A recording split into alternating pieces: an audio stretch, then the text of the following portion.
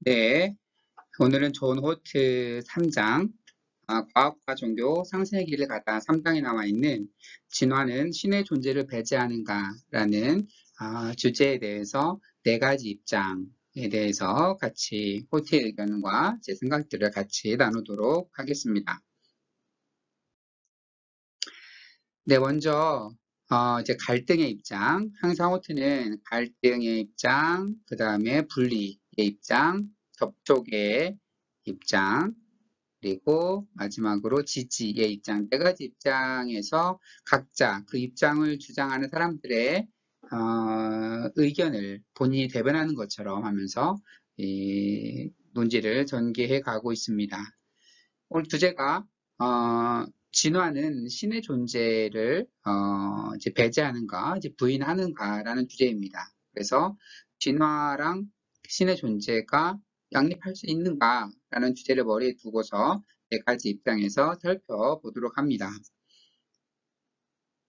갈등의 입장에서는 종의 문화를 낳는 변이들은 무수하게 이제 무작위적이다. 그래서 이는 자연이 우연적이고 비이성적이다를 암시한다. 그래서 무작위적이고 투쟁, 서로 약육강식, 그 자연 선택의 투쟁, 그리고 이제 철저한 그 자연 선택은 보통 종교에서 말하는, 특히 기독교에서 말하는 관심을 갖는 사랑을 베푸는 신, 사랑을 베푸는 신의 모습과 어떻게 양립할 수 있냐, 양립할 수 없다라고 갈등 입장에서는 이제 주장을 합니다. 이제 그 유명한 17세기 이제 윌리엄 페일리라는 분이 있었는데 이분은 자연을 이제 시계에 비유를 했어요. 그래서 길거리에 가다가 누군가가 시계를 주우면 이 시계가 우연히 톱니바퀴가 날라오고 바늘침이 날라오고 막 시계 뭐 줄이 날라오고 해서 우연히 딱 조립되어서 마침 우연적으로 시간의 역사와 함께 딱 거기 조립되어서 거기 떨어질 확률은 거의 제로에 가깝다라는 얘기를 하는 거죠. 그러면서 시계를 보면 누구나 시계를 만든 시계공이 있다라는 것은 상식적으로 생각할 수 있다라고 하는 것처럼 이 자연 세계를 보면 이 엄밀하게 굴러가고 있는 정말 모든 자연법 속에서 세계적으로 움직여지고 있는 이 자연 세계를 보면 누구나 이거를 만든 창조한 창조주가 있을 것이다 라고 생각하는 것이 합당하다 라는 이제 주장을 했죠. 그런데 이 주장은 굉장히 많은 비판을 받고 있어요. 그래서 이제 리처드 도킨스 같은 학자는 이제 눈먼 시교공이다. 그래? 신이 세상을 만들었어? 그렇다면 그 만들었던 시계를 보면 시계공을 떠올리는 것처럼 정말로 이 자연을 만든 그 조물주가 있다면 그 사람은 눈먼 시계공이나 마찬가지다. 왜냐하면 자연은 너무나 오랜 시간 수십억 년에 걸친 그 시행착오, 계속 서로 죽고 태어나고 막 이런 과정이 계속 반복이 되니까 맹목적인 그 자연 선택의 과정이기 때문에 눈먼 시계공이다라고 그 비판을 한 거죠. 눈이 멀었다고 하면서 비판을 하는 거죠. 물론 이제 윌리엄 페일리와 동시대였던 데이비드 휴움 같은 이제 에딘버러 학자들도 이제 그 윌리엄 페일리가 주장하는 자연신학을 굉장히 많이 비판을 했습니다. 그러면서 얘기를 하는 것이 이 입장에서 창조과학 그 성경에 있는 것을 문자 그대로 과학적인 사실로 믿으려고 하는 좀 움직임, 그런 신앙을 창조과학이라고 하죠. 창조과학은 결코 진정한 과학이 아니다고 주장을 합니다. 창조과학은 진화론을 학교에서 몰아내려는 시도를 통해 많은 논란을 불러일으켰다는 사실이 없다면 분야의 가치도 없을 것이다. 라고 이제 이 입장에서 호트가 주장을 하는 겁니다. 미국의 경우가 이런 논란이 있었죠. 그래서 한때 1960년, 70년대를 쭉 이어오면서 학교에서 왜 진화론만 가르치냐, 창조론도 가르쳐야 된다라고 하면서 동일하게 창조론도 가르치자. 그러니까 미국은 어쨌든 기독교 정신으로 세워진 나라잖아요. 그러다 보니까 기독교적 관점에서 이제 특히 보수적인 일부 사람들의 주장에 의해서 한때 한두 개 주에서 창조론도 같이 가르치는 것이 교과서에 반영된 적도 있었어요.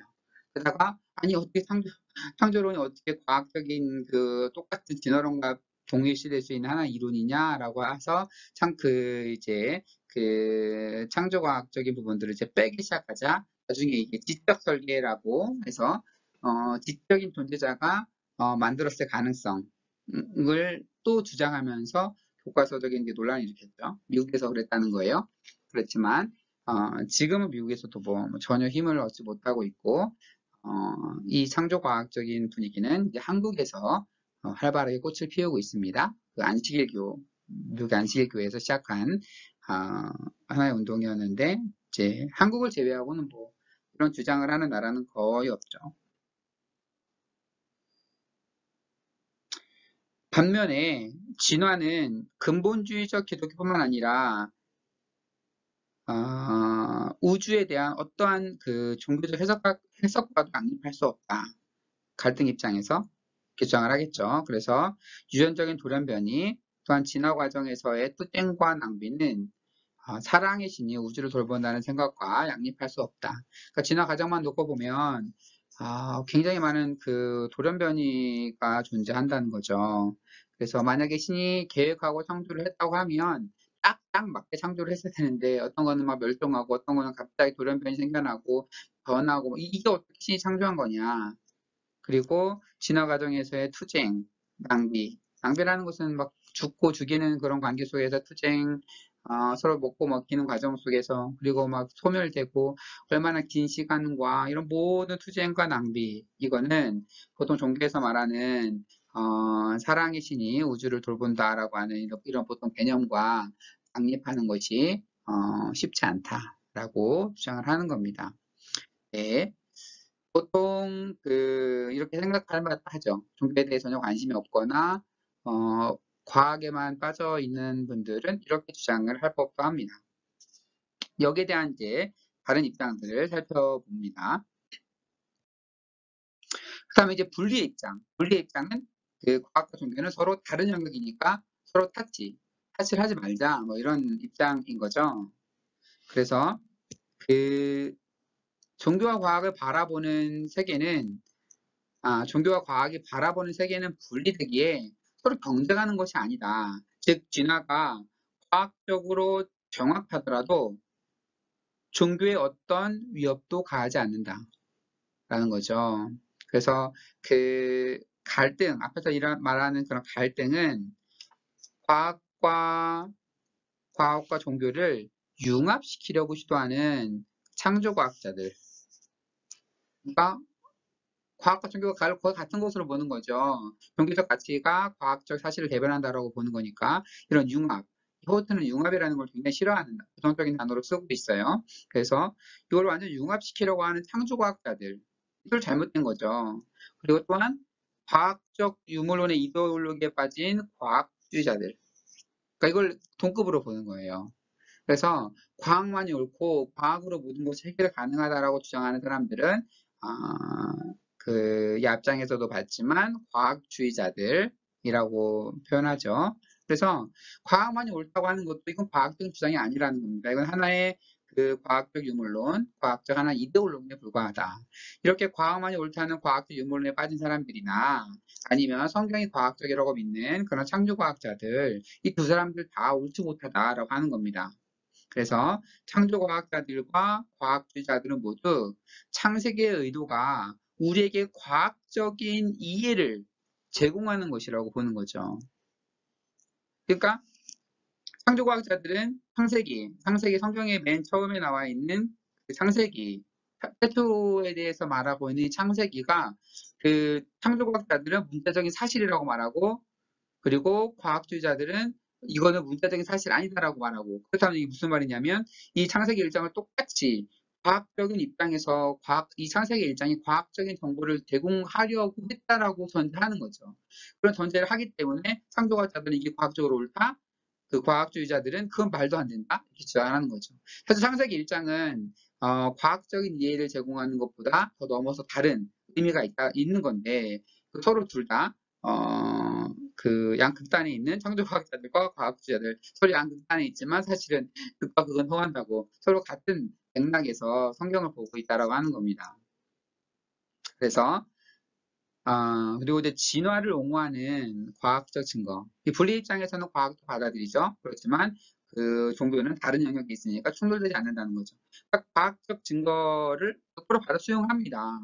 왜냐하면 이미 과학에서는 뭐 지질학, 고생물학, 화석, 방사성 탄소, 연대 측정, 뭐 비교 해부학, 발생학, 지금 보면 천문학, 그 물리학, 그 모든 그 발견된 모든 증거들이 공통적으로 진화 이론을 지지하고 있습니다. 그러니까 이거는 거의 뭐 부인되기에는 어, 앞으로 정말 어떤 증거가 나와 이것이 부인될지는 모르겠지만 지금으로서는 부인되기에는 쉽지 않은 그런 상황입니다. 그래서 이를 완전히 무시하는 창조과학은 이제 거부되어야 된다라고 이제 이 입장에서 보는 거죠. 반대로 동일하게 이제 과학주의도 거부되어야 한다고 주장을 합니다. 과학주의도 거부되어야 되는 거죠. 이들의 주장은 창세기가 종의 기원과 성서를 병체시킴으로써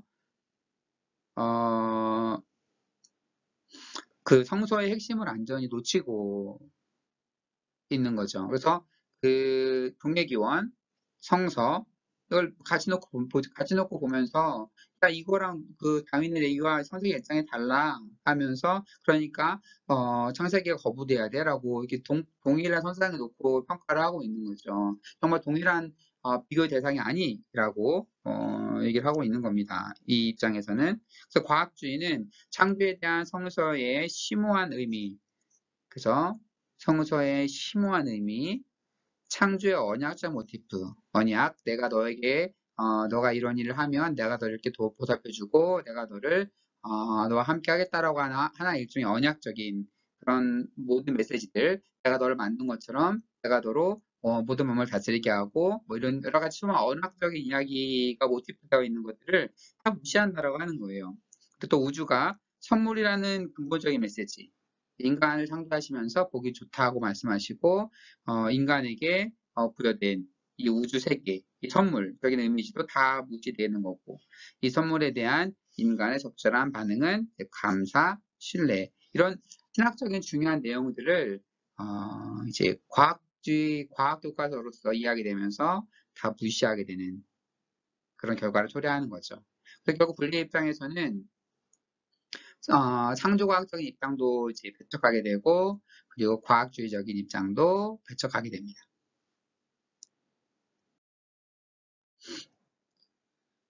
그리고 또한 이제 창조과학은 이제 시대착오적입니다. 왜냐하면 고대 서술인 성서를 현대 과학의 한시적인 틀 안에 위치시키는 겁니다.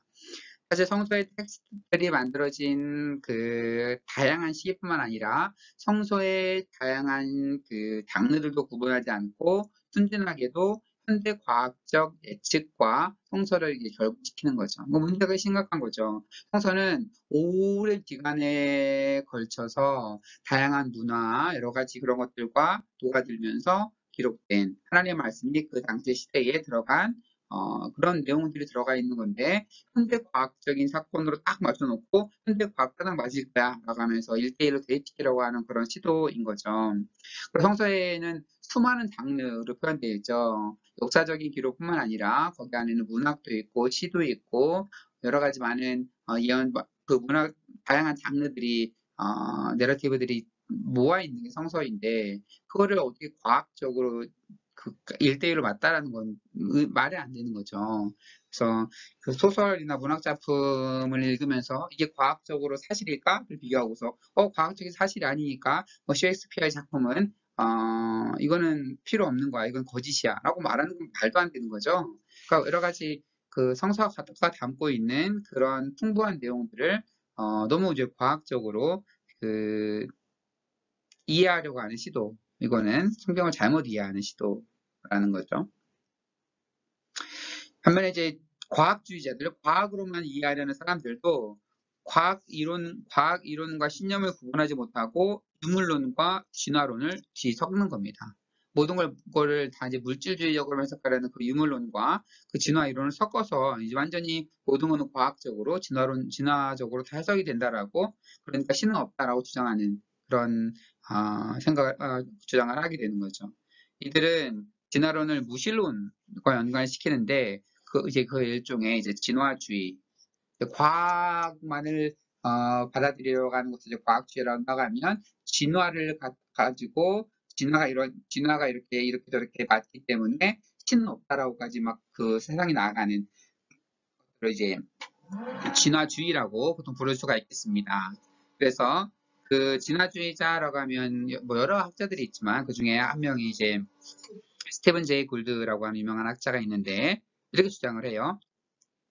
다윈은 일관된 유물론적 철학을 자연에 대한 해석에 적용했다. 물질은 모든 존재의 근본이다. 그래서 마음, 정신, 그리고 신조차 신경의 복잡성과 놀라운 결과를 표현하는 단어들일 뿐이다. 그래서 심지어 이제 우리가 보통 마음이라고 얘기하는 것들, 마음, 정신, 그리고 신이라고 하는 어떤 초월적인 개념들도 그 신경의 그 복잡성의 놀라운 결과를 표현하는 단어들이다. 모든 것은 다 유물론적으로, 환원적으로 이제 해석이 가능하다라고 주장을 하게 되는 거죠. 그러니까 분리 입장은 창조과학과 과학주의처럼 과학을 이데올로기에 감금하려는 그러한 시도를 거부합니다. 그래서 신학은 독특한 종교적 경험으로 인도하는 인물에 충실해야 되며, 이제 과학자들은 이데올로기를 벗어나 과학에 전념해야 됩니다. 그렇죠? 신학은 신학의 영역이 있는 거고, 과학은 과학 영역이 있는 건데, 신학이 너무나 그 종교적인 그런 경험이나 이런 가치들을 버리고 너무 과학적으로 예수께서 그걸로 성서를 해석하려는 시도를 벗어나야 되고, 과학자들도 하나의 이데올로기, 신념을 벗어나서 순수한 과학에 전념해야 된다고 하는 거죠. 그래서 유물론의 덮개를 덮으면 그 진화론은 유물론의 덮개를 벗어버리면 진화론은 유실론을 지지하지도 않고 모순되지도 않는다라고 하는 거예요. 그러니까 진화론이 그 신이 없다라는 것에 대한 증거도 아니고 반증도 아니고 그냥 진화론은 하나의 과학 이론이다. 그것을 가지고 과도하게 그 이론을 가지고 성서에 접목할 필요도 없고 성서에 반대되는 증거라고 할 필요도 없고 하나의 과학 이론이지 라고 얘기를 하는 거죠. 그래서 진화의 내용은 과학의 대상으로는 유용하지만 그것은 우리가 진정으로 누구이며 신과 우리가 어떠한 관계에 있는지를 정의하는 데에 중요하지 않습니다. 그래서 그 과학 이론이 이제 그러니까 진화 이론이 이제 과학적으로는 중요하죠. 그런데 진화 그 이론 가지고 어떻게 내가 누구인지, 내가 신과 어떤 관계가 있는지, 종교적으로 그런 것들을 어떻게 그 진화 이론에서 얘기를 하겠어요. 그러니까 그걸로 인간이 다 설명될 수 있는 부분은 아닌 겁니다. 그래서 자연 선택에서 그 돌연변이의 우연적 특성은 인간이 타고난 편협함과 그 무지의 근거에서 쉽게 설명될 수 있다. 앞에서 갈등 입장에서 돌연변이가 나타난다. 돌연변이가 나타나는 것은 신은 없다는 증거다. 라고 얘기를 주장을 한 거죠. 그거에 대해서 그것은 그 인간의 편협함, 무지, 그러니까 과학의 관점에서 불합리한 그 우연이라는 것도 신의 관점에서 보면 그 무한한 지혜의 관점에서 매우 합리적이며 일관된 것일 수도 있다. 그러니까 그 돌연변이나 우연 이런 걸 가지고 신이 없다라고 주장하지 말라. 왜냐하면 우연적이라고 보이는 것도 우리의 입장에서 눈에서는 우연적인 것이지, 우리가 그것을 밝혀내고 언젠가 그 연구하다가 언젠가 그 원리를 알게 되면 이거는 우연적인 것이 아닐 수도 있다라고 하는 거죠. 뭐 어느 정도 일리는 있어요. 네, 우리가 보기에 이제 우연적인 것들도 하나하나씩 알고 보면 그 우연적인 게 아니잖아요. 뭐 예를 들어볼까요? 예를 들어서, 일식이 일어났다. 해가 달에 이제 가려지는 사건. 야, 어떻게 두 개가 지나가서 어떻게 이렇게 우연적으로 이렇게 이런 일이지? 그걸 원리를 전혀 몰랐을 때는 그 겹쳐지는 게 굉장히 우연적인 일이었지만, 지금 달의 그 주기와 땅의 주기를 계산하면 언제 이런 일이 일어날지 우리 다 예측할 수 있어요. 그리고 예측함으로써 언제 개기일식이 있다, 부분일식이 있다라는 걸 알고 그때 막 서로 망원경으로 보기도 하잖아요. 마찬가지로 지금 우리가 우연적으로 보이는 돌연변이 뭐 이런 것들이 지금은 우연적인 것 같지만 언젠가 우리가 더 지혜가 뛰어나게 되면 그런 것들은 바꿀 수 있는 것이고 그게 만약 그렇지 않다 하더라도 신의 관점에서 보면은 무한한 지혜를 가진 신의 관점에서 보면은 이것이 굉장히 합리적인 것일 수도 있다라고 논증을 하는 거죠. 그래서 또한 또 자연 과정, 그 진화 과정 속에서의 서로 막 투쟁 벌이고 고통 속에 있고 한 번에 뿅 하고 만들면 될 것 같은데 막 그 150억 년 이상의 시간 동안에 모르게 지나 이런 수많은 시간의 낭비 그리고 그 속에서의 잔인함 이런 것으로 인해서 신의 존재를 그 갈등의 입장에서는 부정해 왔잖아요. 근데 이런 것은 이런 종교가 항상 충분하게 지적해온 악의 근원적 문제에 대해서 전혀 새로운 사항을 추가하는 것이 아니다. 그러니까 무슨 말이냐면 이런 고통, 투쟁, 낭비, 잔인 이런 것들은 늘상 우리 인류 역사에서 늘상 있어 왔던 거고 이것이 기독교에게 어떤 위협을 가하지 않았다라고 하는 겁니다. 사실 고통의 문제, 악의 문제, 기독교적 용어로 신정론이라고 표현하는 이런 것들은 계속 있어 왔다라고 하는 거죠. 그래서 그래서 악의 문제가 있으니까 그 고통 속에서의 어떻게 하나님이 신이 의로운가 라고 하는 것을 논증하는 것들은 계속 있어왔던 거죠. 그래서 이제 욥의 여러분 성경에 보면 욥 경우도 그렇죠. 욥은 의로운 사람이었는데 이유 없이 고난을 당합니다. 예수의 십자가 처형도 그렇죠. 그러면 예수가 무슨 범죄를 저질러서 십자가에서 그렇게 비참하게 처형하게 됐을까? 그래서 이러한 고통의 문제, 악의 문제에 따라오는 신정론 논쟁들은 기독교 역사가 계속되어 온 거지. 그러면서도 그것이 신학에 큰 위협이 되지 않은 것처럼 진화 과정에서의 투쟁, 고통, 낭비, 잔인함 이것들로 인해서 신이 없다라고 주장하는 것은 말도 안 된다라고 얘기하는 겁니다. 그래서 믿음은 항상 그 여러 가지 우리가 확실하게 뭔가 이해되지 않는 그런 난대한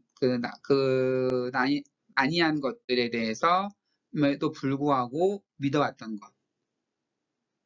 그것이 바로 신앙이었던 거죠. 그 신화가 전적으로 우호적이라면 어떻게 우리가 또한 도덕적이고 영적인 인격을 개발할 수 있을지에 대한 의문도 제기되는 거죠. 그래서 모든 게 완벽하고 모든 게 평화로우면 우리가 어떻게 무엇을 깨닫고 어떻게 더 성숙하고 개발해 갈 수 있을까라고 하는 이런 질문도 얘기를 할 수가 있겠죠. 그래서 비인격적이고 맹목적이라고 하는 것. 또한 자연 선택의 무자비한 이런 법칙들은 관성의 법칙, 중력 또는 다른 과학의 인격적인 측면들과 마찬가지로 신학적으로 분배될 것이 없다. 보통 자연 선택, 신이 창조한 것이라고 하면 왜 선택의 원리를 자연 선택으로 내버려둬서 서로 죽고 죽이는 잡아먹는 그런 무자비한 법칙으로 만들었을까라고 했을 때 아니다. 이것도 그냥 생태계의 하나의 원리이다. 라고 하는 거죠. 예를 한번 들어볼까요? 중력. 중력이 존재한다는 이유로 신이 존재하지 않는다라는 반증이 될까요? 왜 하나님은 신이 세상을 창조했다면 왜 중력을 만들어서 사람들이 가끔씩 높은 곳에서 떨어져 죽게 만들었을까? 중력을 만들지 않았다면 사람이 높은 곳에서 떨어지지도 않았을 것이고, 그리고 그러다 보면 공사장에서 일하다가 떨어져 죽는 사람도 없을 것이고, 말 그대로 난간에서 떨어진 일도 없을 것이고 할 텐데, 왜 세상에 중력이 존재하는 걸 보니까 신은 없는 거야. 라고 하는 건 좀 말이 안 되죠. 중력이 없으면 우리가 걸을 수도 없고, 우리가 현재 물건이나 모든 것들이 이렇게 질서 정연하게 뭔가 존재할 수 없는 거죠. 마찬가지라는 거예요. 중력의 존재가 신이 존재한다는 증거도 안 되지만, 신이 안 존재해야 한다는 그런 반증도 안 되는 것처럼, 자연 선택이라고 하는 하나의 그 원리, 그런 자연 선택이라고 하는 것에 대해서 진화가 됐다 그래서, 이 이론이 신의 존재를 증명하는 것도 아니고, 그 반대로 그걸 반증하는 것도 아니다라고 주장을 하는 거죠. 이 분리 입장에서. 그래서 결국 자연 자체는 신의 존재에 대한 증거도 안 되고 발리에도 안 된다라고 하는 거죠.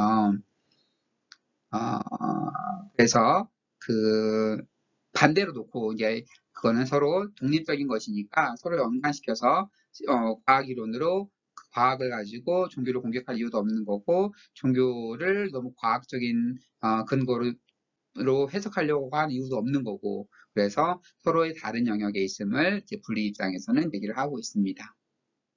네, 앞에 충돌한다는 갈등 입장과 분리 입장도 어떻게 서로 이해가 되시나요? 그렇다면 접촉의 입장, 접촉은 조금 더 이 둘을 완전히 분리시키는 게 아니라 어떻게 종교가 과학으로 인해서 좀 더 풍성해질 수 있을까를 고민하는 그런 모델이죠. 그래서 진화는 우주뿐 아니라 신에 대한 진화가 신에 대한 우리의 생각을 심화시킬 수 있다라고 하는 겁니다. 그래서 다윈 이후의 시대를 살면서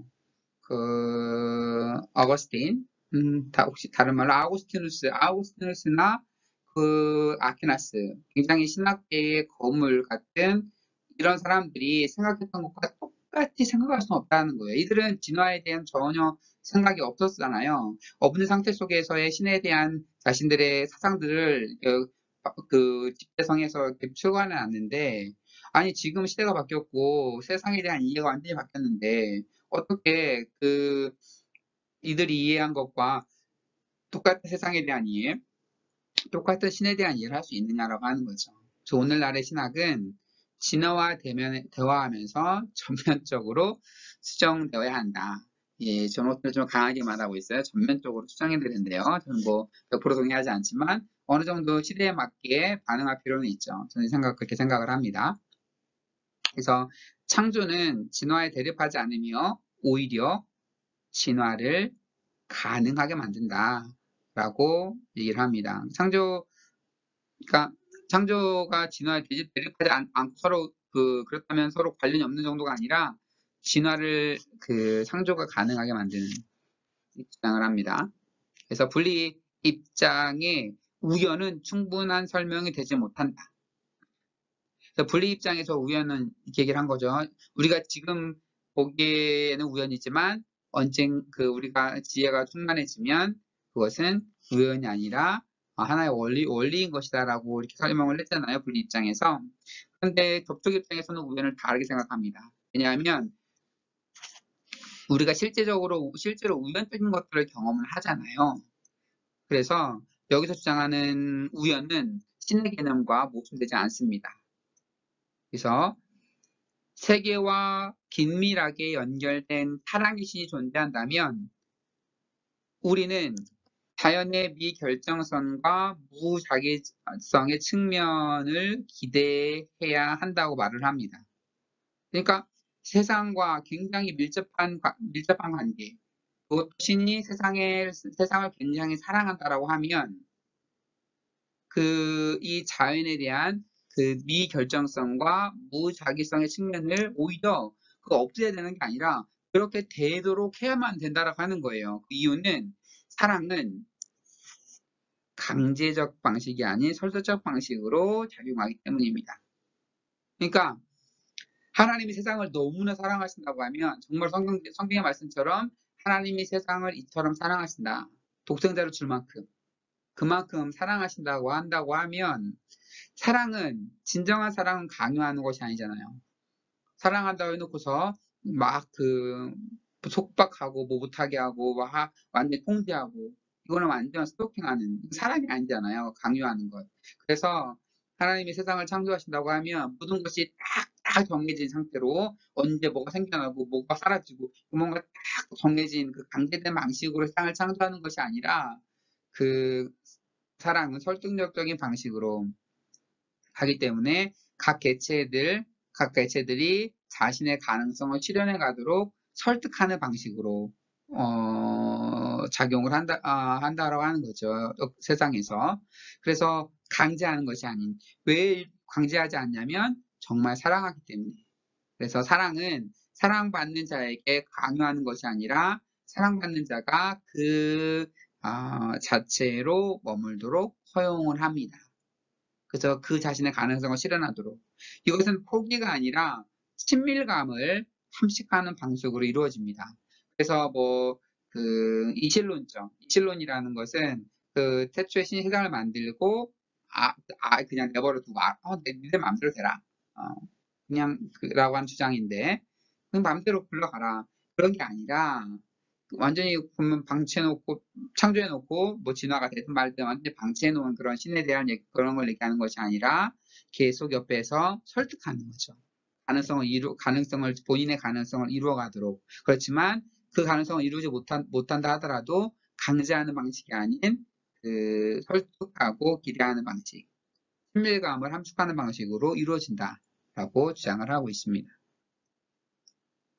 세계가 근본적으로 신에게서 비롯되었다 하더라도 그것은 일정한 정도의 그 자율성을 지녀야 신과 다른 무엇인가가 됩니다. 그러니까 신이 세상을 창조했어요. 신과 다른 무엇인가를 만들었어요. 그런데 그것이 자율성을 갖지 않아요. 그러면 그것이 신과 다른 무엇인가가 될까요? 그것은 단지 그 신의 연장일 뿐인 거죠. 신이 자기인가를 뭔가를 만들어놨는데 아무런 자율적으로 아무것도 하지 못하고 신의 통제하에서만 움직일 수 있어요. 활동할 수 있어요.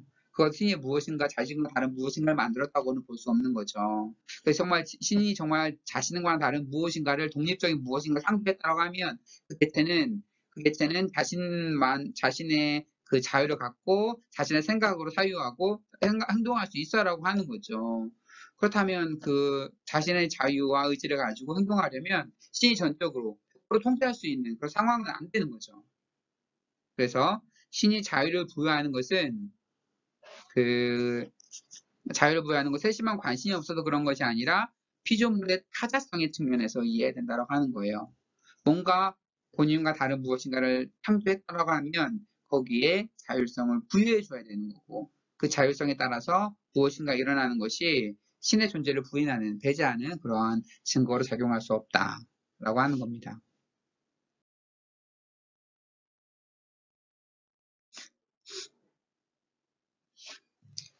그래서 신은 우주가 상대적으로 자유롭게 존재하도록 허용하는 모험을 한다라고 하는 겁니다. 그러니까 신의 입장에서 굉장히 큰 모험이죠. 네, 만약에 우리가 이제 인공지능, 완전한 자유롭게 생각한 인공지능 뭔가 로봇을 만들었어요. 자신이 판단하고 생각하고 행동을 해요. 통제할 수 있는 로봇을 만드는 것보다 인공지능 로봇을 만드는 게 더 뛰어난 그 기술이겠죠. 그런데 인공지능이기 때문에 지가 생각하고 지가 판단하기 때문에 통제가 불가능할 수 있는 거죠. 그러한 모험을 감수해야 되는 거죠.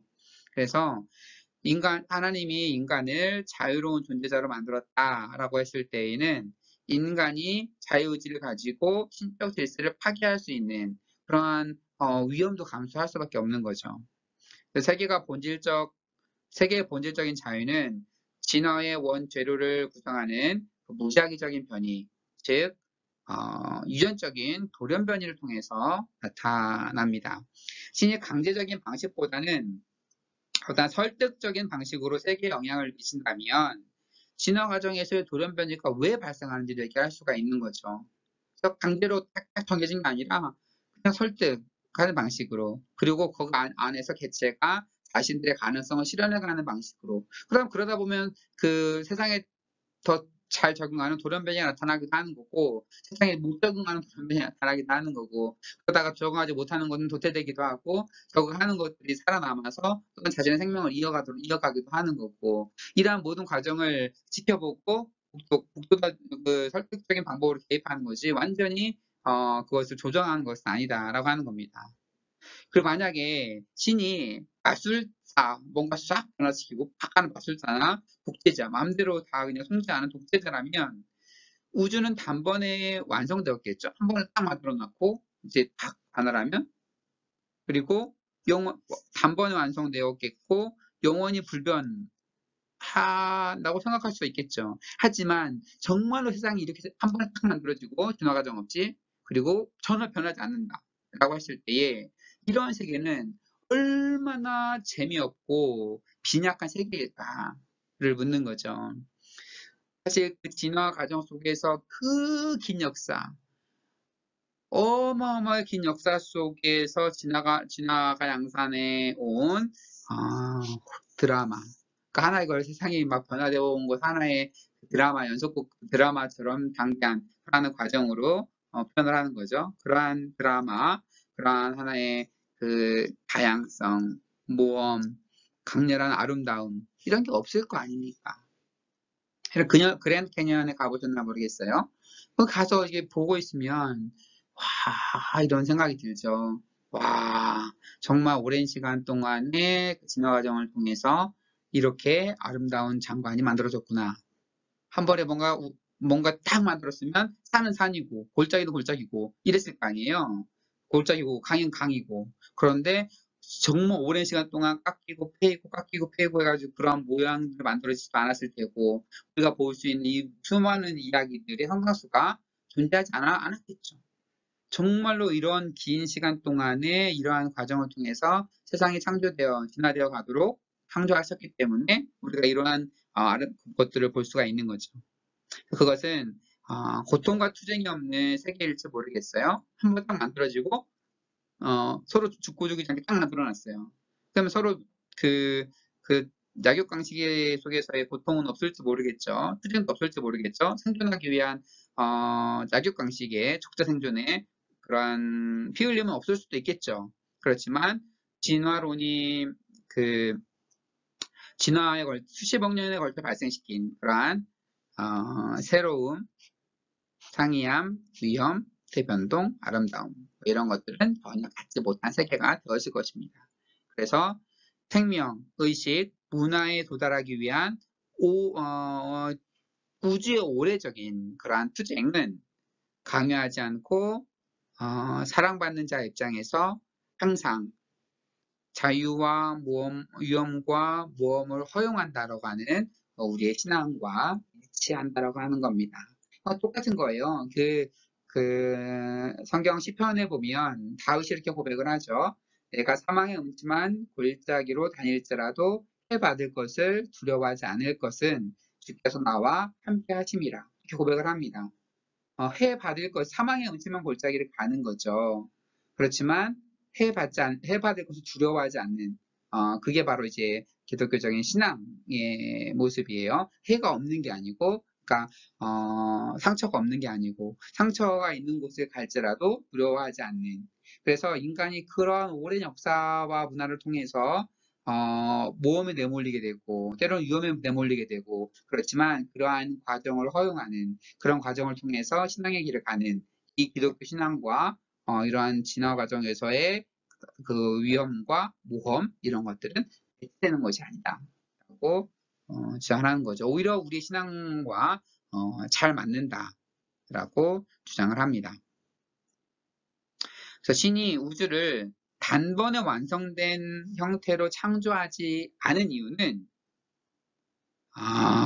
이것도 재밌는데 신이 세계와 그 안에 존재하는 것들이 새로움을 발견하는 신적 즐거움에 참여하기를 원하기 때문이 아닐까.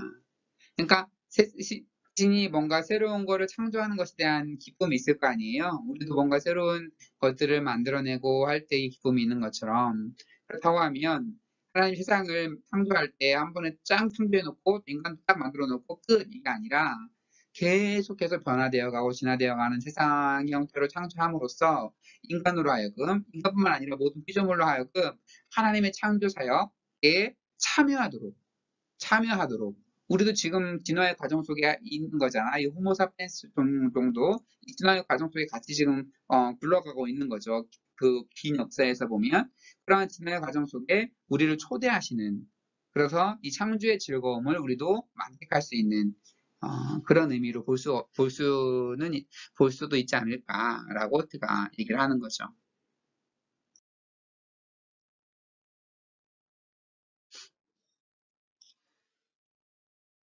그래서 은혜롭고 자기 부인적인 사랑은 우리가 진화의 물리적 기록에서 발견하는 모든 경이로움에 열려 있는 그 세계와 상당히 그 일치할 것입니다. 성경에 말하는 자기 부인적인 사랑, 이것이 그 세상에서 말하는 모든 아름다움, 경이로움 열려 있는 세계와 일치하게 됩니다. 따라서 진화는 우리가 신화관념을 포기하도록 요구하는 것이 아니라 어떻게 요구를 하게 되냐면 신을 새로운 방식으로 생각하기를 요청합니다. 그 진화는 어떻게 신이 세계에 영향을 미칠 수 있는가를 더 주의 깊게 숙고하도록 요청을 합니다. 그동안은 신이 어떻게 세상과 관계를 맺을까에 대해서 좀 막연했다라고 하면 진화론의 등장으로 인해서 생물이 이렇게 오랜 기간 동안에 이렇게 변화하는 그런 과정 속에서 이루어져 왔어.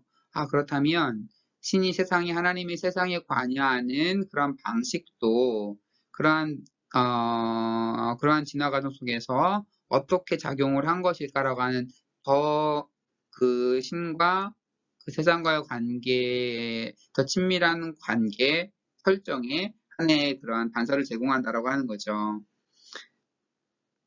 진화 과정은 과학자들이 자연 선택이라고 부르는 것의 제한 조건들을 따르면서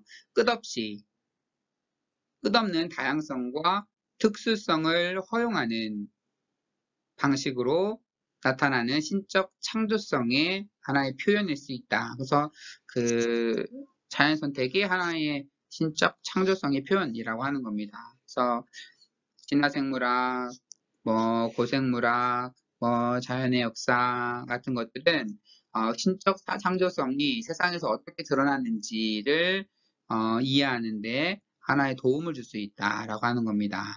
그래서 종교와 신학은 진화생물학의 작업을 침해하는 것이 아니고 그리고 전 우주 과정의 토대가 되는 엄청난 넉넉함, 그 신을 지지할 수 있다라고 얘기를 합니다.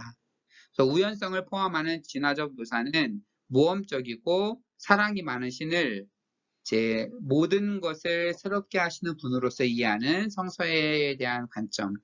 그래서 성서에서의 하나님은 그 모든 것을 만물을 새롭게 하는 분으로 종종 묘사가 되는데 이것은 진화 과정에서의 그 우연성을 포함해서 뭔가 계속 새로워지고 새로운 종이 태어나고 하는 이런 모든 것과 성경적인 그 신에 대한 이미지가 너무 잘 들어맞는다라고 하는 겁니다.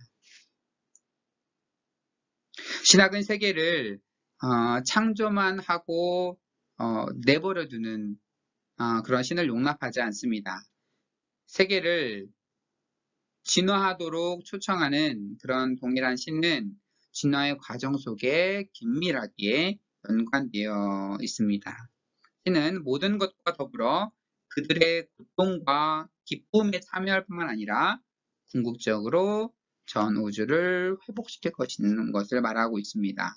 그래서 세상에 아픔과 고통을 실은 내버려 두는 것이 아니라 고통에 직접 참여하는 스캐노시스, 자신을 내어줌으로써 참여하는, 그래서 고통에 참여하고, 그러면 고통에 참여만 하고 이 고통은 그럼 계속되는 것이냐라고 물을 수 있겠는데, 아니다. 성경에는 수없이 말하고 하죠. 이러한 피조물의 고통, 피조물이 함께 신음하고 있다. 로마서 8장에서 말하는 것처럼 만물, 인간뿐만 아니라 모든 피조물이 이제 고통에 신음하고 있고 해방의 날을 고대하고 있다라고 했어요. 그래서 언제요? 새로운 창조, 다른 말로 종말이라고 얘기할 수도 있는 마지막 때에 모든 만물이 이전 것은 지나가고 새로운 하늘과 새 땅이 창조되는 그때에는 이제 고통이 없는 그런 시대를 성경은 얘기를 하고 있습니다. 예, 이제 마지막입니다. 마지막 지지의 관점에서 볼게요. 접촉의 관점에서는 이제 과학적인 내용들이 종교적인 해석을 더욱더 풍요롭게 할 수 있다라고 주장하는 입장이라면, 지지는 반대죠. 지지는 종교적인 내용들이 그런 과학적인 아이디어를 제공할 수 있다라고 하는 거예요. 그렇다면 어떻게 종교적인 아이디어가 이 진화론을 가능하게 하고 진화론을 더 풍성하게 할 수 있을까라고 생각이 들 법도 한데, 어떤 재미있게 좀 잘 풀어내고 있어요. 그 지지의 관점은 종교적 개념이 다윈의 진화 개념의 토대를 제공한다라고 하는 거예요. 성서는 신이 새롭고 놀라운 미래를 도래하게 하는 것으로 시간을 이해를 합니다. 성서에서의 시간은 태초에 신이 세계를 창조하고 쭉 지나고 나서 언젠가 마지막 새로운 창조 때, 마지막 종말의 때, 그때 만물을 새롭게 한다라고 하는 그러한 신적 세계에 대한 이해, 이게 딕선적인 시간에 대한 이해죠. 서구 과학이 우주의 진화적 묘사를 받아들이게 만드는 것은 원초적으로 시간에 대한 성서적인 인식이었다는 겁니다. 그래서 찰스 다윈도 그렇고, 다윈도 기독교 배경에서 또한 신학대학을 다녔던 사람으로서, 한때 성공의 사제가 되려고 계획했던 사람으로서, 신자로서 진화 이론을 전개를 한 거죠. 그런데 어떻게 이게 가능했냐라고 하면, 기독교적인 시간에 대한 이해가 있었기 때문에 이런 진화를 받아들이는 데 도움이 됐다라고 하는 겁니다. 왜냐하면 이러한 선형 역사관이 역사관과 대조적으로 대부분의 종교와 분야는 시간의 반복을 원으로 이해를 했습니다. 동양적인 사고도 마찬가지죠. 특히 동양적인 사고에서는 시간을 순환하는 겁니다. 불교적인 이해에서도 윤회 사상이 있고, 힌두교적인 사고도 마찬가지인 거고, 대부분의 동양 사상뿐만 아니라 많은 종교에서의 시간은 순환하는 그러한 시간적인 개념이 있었어요. 그러니까 태초에 시작이 있었다라고 하는 것은 굉장히 낯선 사상입니다. 아리스토텔레스, 플라톤 이런 철학자들도 우주는 영원한 거라고 인식을 했어요. 우주는 태초부터 존재했었고 앞으로도 영원할 것이다라고 얘기를 했던 거죠. 기독교적인 관점은 굉장히 낯선 거였어요. 뭔가 시작이 있었다? 우주는 영원한 거지. 영원한 이데아의 세계지. 어떻게 이게 시작이 있어? 그럼 말이 안 되는 거잖아요. 그런데 우주는 시작이 있었다라고 성경이 얘기를 하고, 굉장히 낯선 사상이었던 거예요. 그래서 처음에 이제 빅뱅 이론이 나왔을 때 사람들 조롱했죠. 그게 무슨 과학이냐, 저건 종교다. 이렇게 얘기를 한 거죠. 빅뱅은 뭘 말해요? 어느 순간에 빅뱅하고 팔았다는 얘기는 어느 순간에 우주가 시작이 되었다라는 얘기를 하는 거잖아요. 어느 순간에 우주가 시작되었다라고 하는 것은 굉장히 과학자들도 받아들이기 어려웠던 거예요. 과학자들도 대부분이 아인슈타인도 마찬가지고, 대부분의 과학자들 어떤 생각 갖고 있었냐면, 뉴턴도 마찬가지. 어떤 생각 갖고 있었냐면, 우주는 영원한 거죠. 시작이 있고 끝이 있어요. 영원한 거죠. 그런데 어느 순간에 빅뱅처럼 지금은 빅뱅 이론이 거의 과학의 정설, 진화론과 함께 사로잡고 있잖아요. 시작이 있었다라는 생각. 이런 생각을 어떻게 했겠어요? 어떠한 철학자도 어떠한 과학자도 이런 생각을 하지 못했는데 이건 기독교인 그 가치관에만 있었던 거였고 그래서 이러한 그 기독교적인 시간에 대한 이해가 진화론을 그 오랜 역사 시간 속에서 이렇게 변화되어 간다라고 하는 그 진화적인 인식을 가능하게 하지 않았을까라고 호트가 얘기를 하고 있는 거죠. 이 순환적인 시계관 속에서는 뭔가 변화되고 해가지고 뭔가 새로운 거 생겨나고 진화되어 가고 나간다는 인식을 갖기가 쉽지 않은데 뭔가 직선적인 시간에 대한 이해에서는 시간의 흐름에 따라서 개체가 발현되고 어떻게 돼가고 유생물에서 뭐 단성세포 뭐 그러면서 다세포 동물 뭔가 해가지고 그다음에 뭐 점점 해가지고 그 인간에 오기까지 그러한 하나의 어떻게 보면 하나의 진보적인 이런 과정들 시간이 지남에 따라서 뭔가 변화되어가는 이런 과정들을 이해하는 데에 기독교적인 시간에 대한 이해가 상당히 도움을 주지 않았을까라고 얘기를 하는 겁니다. 그래서 진화사상이 형성될 수 있었던 것은 이러한 비과학적인 연속성의 관점의 평판 위에서였을 것이다. 라고 호텔가 주장을 합니다. 그래서 또한 무한자가 유한자에게 사랑을 부어준다는 사상도 그 진화 과정을 지지한다. 이거 좀 재밌게 봤는데, 그쵸? 그 신적인 그 무한자의 존재가 그 인간이 유한자에게, 또한 유한자인 그 피조물에게 무한한 사랑을 부어준다라고 하는, 자신 아들까지 내어준다라고 하는 것이 기독교적인 사상이잖아요. 그런데 이것이 정말로 신이 우주에게 무한한 사랑을 준다고 하면 이 유한한 세계는 아마 이 무한한 그 사랑을 한순간에 다 받을 수는 없을 것이지 않겠습니까? 그래서 무한, 무한한 사랑에, 신의 무한한 사랑에 반응하여서 우주는 자기 변화의 과정에 참여할 것이다. 그래서 우주는 계속 더 확장하는 방식으로 그 사상을 받아들일 것이고, 즉 우주에서 증가하는 복잡성, 생명, 의식을 향하는 힘들고 어려운 진화 과정을 견뎌냈을 것이다. 그래서 그 우주가 최초의 하나님의 그 무한대 사랑을 받기에는 너무 유한하니까 더욱더 그 큰 사랑을 받아들이기 위해서 계속해서 진화 과정을 거칠 수밖에 없었고, 그럼 거치면서 결국 의식이라는 것이 있는 인간에게까지 그 오랜 기간 동안을 견뎌온 진화가 가능하게 되지 않았을까. 결국, 우주가 그 자기 초월의 경로, 즉, 진화의 경로로 진입하는 것은 그 자기를 주는 신의 사랑이 주입된 결과다. 우주가 자기 초월의 경로, 즉 진화의 경로로 진화의 경로를 겪었던 것은 신이 자기를 내어주는 그러한 사랑이 이 지구상의 우주상에 무한히 주입된 그런 결과로 이해할 수 있지 않을까라고 생각을 합니다. 네, 좀 설득력이 얼마나 있는지는 모르겠어요.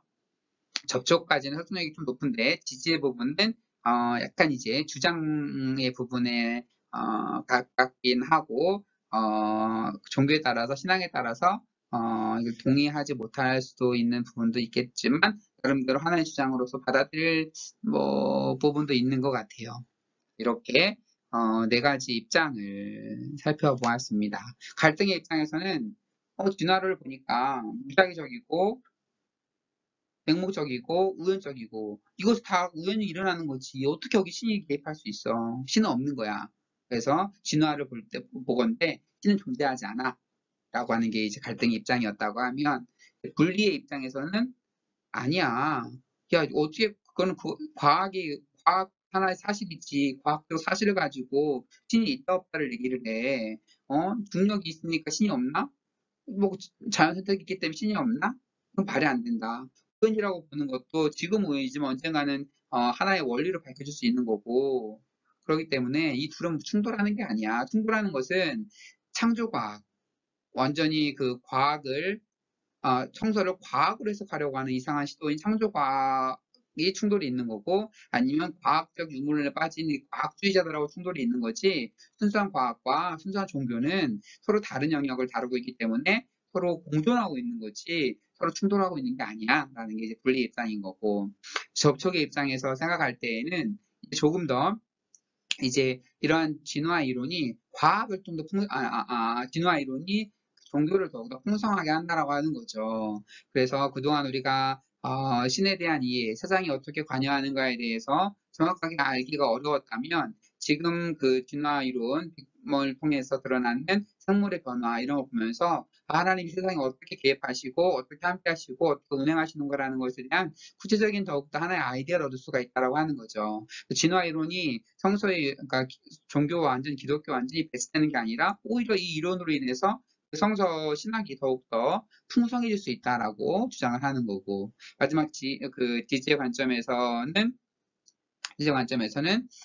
이 과학 이론도, 이 진화론이라고 과학 이론도 기독교가 베이스를 두고 있기 때문에 더욱더 발전할 수 있었다라고 하는 거죠. 하나는 시간적인 개념. 그러한 긴 역사동의 진화라는 관점을 생각할 수 있었던 것은 기독교의 시간관념, 시작과 끝을 말하는 독특한 기독교의 시간관념 때문에 가능한 거였고, 그리고 신이 무한한 사랑을 베풀어주는 거라고 하면 그 사랑을 유한자가 받아들이기 위해서 계속해서 진화에 대해 가야 되는 그럴 수밖에 없는 하나의 상태 속에서 그런 진화를 더욱더 쉽게 받아들일 수 있지 않았을까 이렇게 주장을 하는 겁니다.